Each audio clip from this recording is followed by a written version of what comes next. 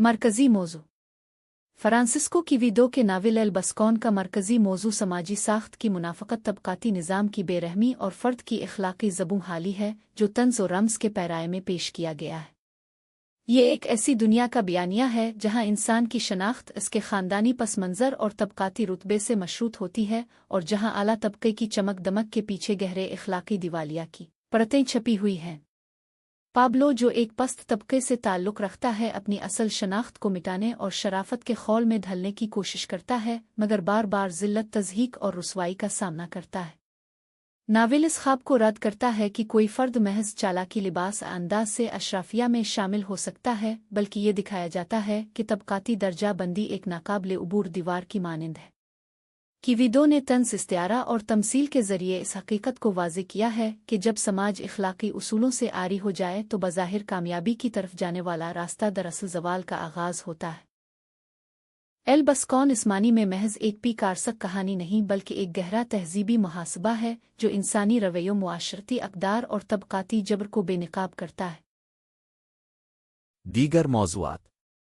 L बस्कॉन महज एक फ़र्द की सरगुज़श्त नहीं, बल्कि एक अहद के तहज़ीबी, समाजी और इख़लाक़ी बहरान की मुकम्मल अक्कासी है।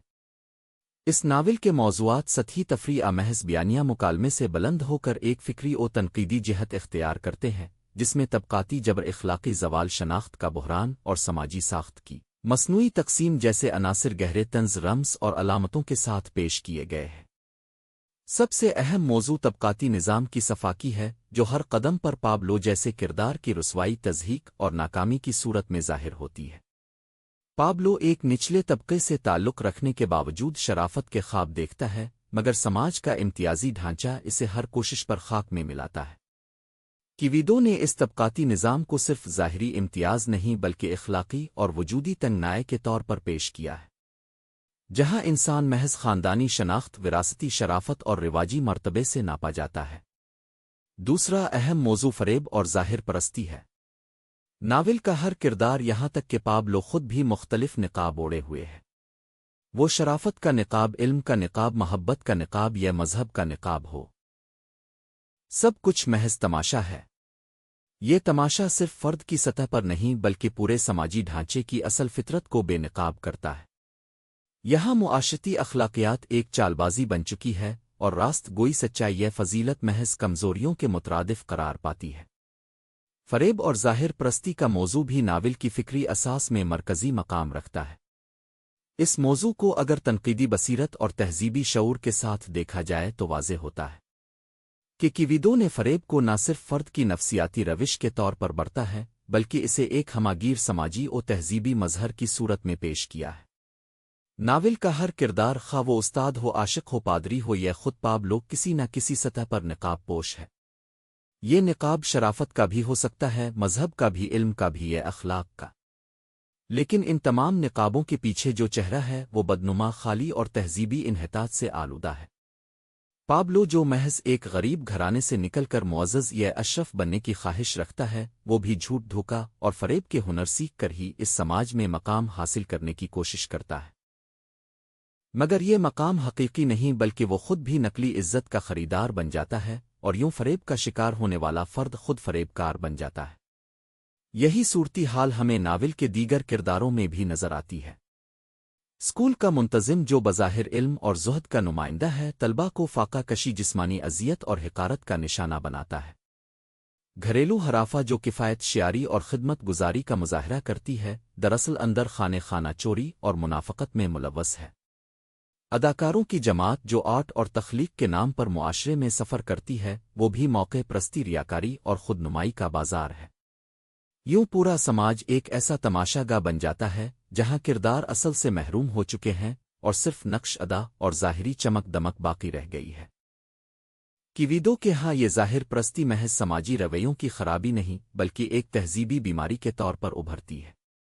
जब सच्चाई को कमज़ोरी, रास्त गोई को हमाकत और सदाकत को नादानी तसव्वुर किया जाने लगे तो फ़रेब ही मेयार बन जाता है। क्विवेडो का तंज़ इसलिए काटदार है कि वो किसी फ़र्द या तबके को नहीं, बल्कि पूरी तहज़ीब को आईना दिखाता है। वो इस हकीकत को उजागर करता है कि जब पूरा समाज निकाब ओढ़ ले तो निकाब उतारने वाला फ़र्द अजनबी, मुज़हकाखेज़ और ख़तरनाक तसव्वुर किया जाता है। پابلو کی کہانی اسی اجتماعی مرض کی علامت ہے۔ وہ نقاب اوڑھنے پر مجبور ہے کیونکہ ایک ایسا فرد جو اپنی اصلیت کے ساتھ زندہ رہنا چاہے وہ اس سماج میں جینے کا حق کھو دیتا ہے۔ پابلو آخر میں نہ صرف دوسروں کو دھوکا دیتا ہے بلکہ اپنی ذات کو بھی مسلسل جھوٹ مکاری اور خود فریبی کے حصار میں رکھتا ہے۔ اور یہی خود فریبی کی معراج ہے جب انسان اس دھوکے کو ہی حقیقت مان لے جو اس نے دنیا کے سامنے دکھاوے کے لیے اختیار کر رکھا ہو۔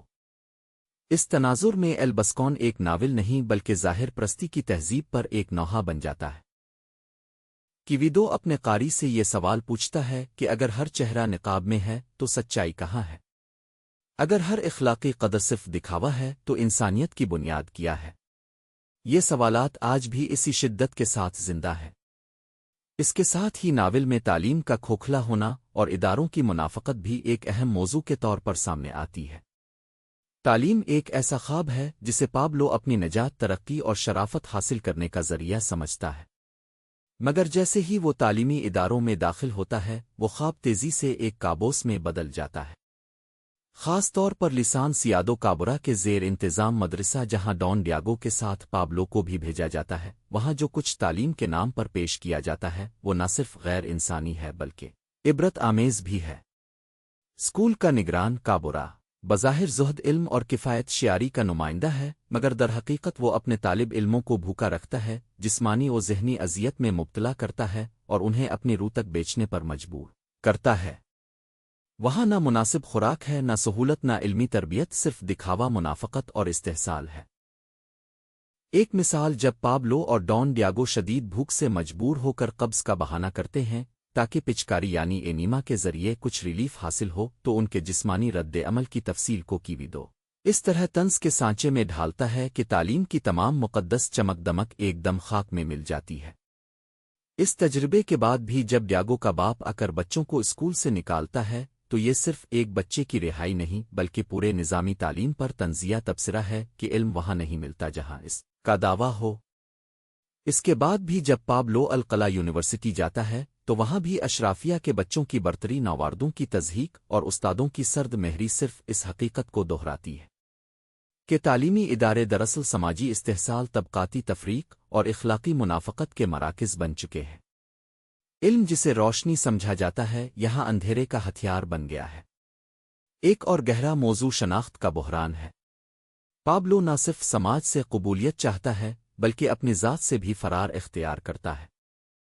وہ اپنی اصل سے نفرت کرتا ہے اور ایک ایسی شناخت تراشنا چاہتا ہے جو اس کے ماضی سے الگ ہو چکی ہو، مگر اس شناخت کا حصول ناممکن ہے کیونکہ سماجی بندشیں اور اندرونی احساس کمتری اسے مسلسل ماضی کی یاد دہانی کرواتے ہیں۔ یوں پابلو کا سفر اصل میں ایک ناکام خودی کی تلاش بن کر ابھرتا ہے۔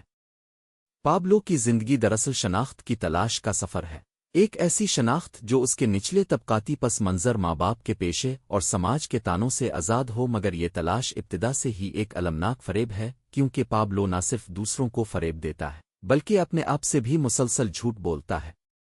وہ جس شرافت کو اپنانا چاہتا ہے وہ نہ اس کی اپنی ہے نہ وہ اسے کبھی حاصل کر سکتا ہے۔ ناول کے مختلف مراحل میں وہ اپنی اصل شناخت چھپاتا ہے، کبھی جھوٹ بول کر اشرافیہ کا ہم پلہ بننے کی کوشش کرتا ہے، کبھی امیر زادوں کے ساتھ تعلقات بنانے کی کوشش کرتا ہے، اور ایک موقع پر تو امیر گھرانے کی لڑکی سے شادی کی خواہش میں خود کو ڈان ظاہر کرتا ہے، مگر ہر بار اس کا جھوٹ بے نقاب ہوتا ہے اور وہ رسوائی اور ذلت کا سامنا کرتا ہے۔ ایک اہم مثال وہ لمحہ ہے جب وہ ایک جھوٹی شناخت کے ساتھ دلہن کو متاثر کرنے جاتا ہے، مگر جیسے ہی اس کی اصلیت ظاہر ہوتی ہے وہ نہ صرف تان و تشنی کا نشانہ بنتا ہے بلکہ مار کھا کر بھاگتا ہے۔ یہ صرف ظاہری شکست نہیں بلکہ اس کے اندرونی شناختی بحران کا بھی اظہاریہ ہے کہ وہ جہاں بھی جاتا ہے اپنی اصل سے فرار چاہتا ہے اور ہر بار اس اصل کے ہاتھوں ہی شکست کھاتا ہے۔ یہاں خودی کی تلاش ایک مسلسل انکار کا عمل بن جاتی ہے۔ پابلو نہ اپنی زبان، نہ اپنی جڑ، نہ اپنے ماضی کو تسلیم کرتا ہے اور یہی انکار اس کی خودی کو ناقابل تعمیر بنا دیتا ہے۔ کیویدو کا کمال یہ ہے کہ وہ اس شناختی بحران کو محض نفسیاتی نہیں بلکہ سماجی اور تہذیبی دائرے میں رکھ کر پیش کرتا ہے، ایک ایسا بحران جو اس وقت بھی زندہ ہے جب افراد اپنی شناخت کو بازار، ریاست یا طاقت کے اشاروں پر بدلنے کی کوشش کرتے ہیں۔ اس کا لسانی و علامتی اسلوب جو محض بیانیہ کی سطح پر محدود نہیں بلکہ موضوع کے اندر گتھا ہوا اس کے فکری تناظر کو نہ صرف شکل دیتا ہے بلکہ قاری کے شعور پر بھی براہ راست اثر انداز ہوتا ہے۔ کیویدو کا اسلوب در حقیقت زبان کو محض ذریعہ نہیں بلکہ خود ایک فکری و تہذیبی ہتھیار کے طور پر برتتا ہے۔ کیویدو کی زبان میں طنز، رمز، استعارہ، تہداری اور ایہام اس طرح پیوست ہیں کہ ہر جملہ صرف ایک واقعے کی نمائندگی نہیں کرتا بلکہ وہ کسی نہ کسی گہری تہذیبی یا اخلاقی سچائی کو چھوتا ہے۔ مثلاً جب پابلو کی ماں کو جادوگرنی یا پراسرار النسل کہا جاتا ہے تو یہ محض اس کے کردار کی خامی نہیں بلکہ ہسپانوی معاشرے کی اس خفیہ نسل پرستی اور مذہبی منافقت کو بھی ظاہر کرتا ہے جو مذہب تبدیل کرنے والوں کے خلاف تہذیبی تحقیر کے سانچے میں ڈھلی ہوئی ہے۔ کیویدو کے طنز کی کاٹ عام طنز سے مختلف ہے کیونکہ وہ ایک طرف لطیف اور دانشورانہ ہے تو دوسری طرف بے رحم اور غیر مصالحانہ بھی۔ اس کا فقرہ محض مزاحیہ نہیں بلکہ تاریخی و تمدنی انکشاف کا آلہ ہے۔ مثلاً اسکول کے منتظم کابرا کی ظاہری شکل کو اس طرح بیان کیا جاتا ہے کہ وہ موت کا فرشتہ معلوم ہوتا ہے۔ یہ محض مزاح نہیں بلکہ علم کے نام پر ہونے والے اخلاقی قتل کا شعوری اظہار ہے۔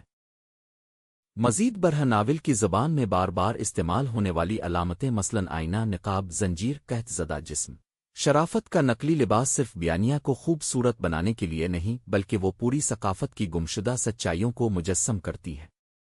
آئینہ وہاں صرف عکس نہیں دکھاتا بلکہ وہ سماج کا چہرہ چاک کرتا ہے۔ نقاب صرف فرد کی پردہ پوشی نہیں بلکہ پورے سماجی رویے کی نمائندگی بن جاتا ہے۔ اسی طرح زنجیر صرف قید کا استعارہ نہیں بلکہ طبقاتی جبر اور ذہنی غلامی کا اشارہ ہے۔ کیویدو کی نثر میں جو لسانی اختصار، محاوراتی چابک دستی اور بیانیہ میں فکری ایہام ہے وہ قاری کو محض تفریح کی سطح پر نہیں رکھتا بلکہ مسلسل فکری مشقت میں ڈالتا ہے۔ ہر فقرہ ایک دروازہ کھولتا ہے، ہر مکالمہ ایک تہذیبی سوال بن جاتا ہے اور ہر منظر ایک ایسا آئینہ کے جس میں نہ صرف کردار بلکہ قاری بھی اپنا چہرہ دیکھتا ہے۔ یہ کہنا بجا ہوگا کہ کیویدو کا اسلوب صرف ادبی نہیں بلکہ فکری اسلوب ہے، ایسا اسلوب جو ناول کو ایک واقعہ نگاری کی سطح سے اٹھا کر اپنے عہد کے باطن میں جھانکنے کے لیے ایک زندہ بیانیہ بنا دیتا ہے۔ یہی وہ جہت ہے جو ایل بسکون کو محض پیکارسک ناول نہیں بلکہ ایک علامتی تہذیبی دستاویز بنا دیتی ہے جو آج بھی معنی سے بھرپور ہے اور جس کا لسانی شعور آج کے قاری کو بھی چیلنج کرتا ہے۔ یوں ایل بسکون نہ صرف پیکارسک صنف کا نمائندہ ہے بلکہ انسانی وجود، سماجی تضادات اور تہذیبی زوال پر ایک گہرا اور جرات مندانہ فکری احتجاج بھی ہے جو آج بھی اپنے معنوی امکانات کے باعث فکر و نظر کو جھنجھوڑ دیتا ہے۔ اگر آپ کو یہ ویڈیو پسند آئی ہو تو ویڈیو کو لائک اور ہمارے چینل کو سبسکرائب ضرور کیجیے گا۔ اس عنایت پر ہم آپ کے بے حد ممنون ہوں گے۔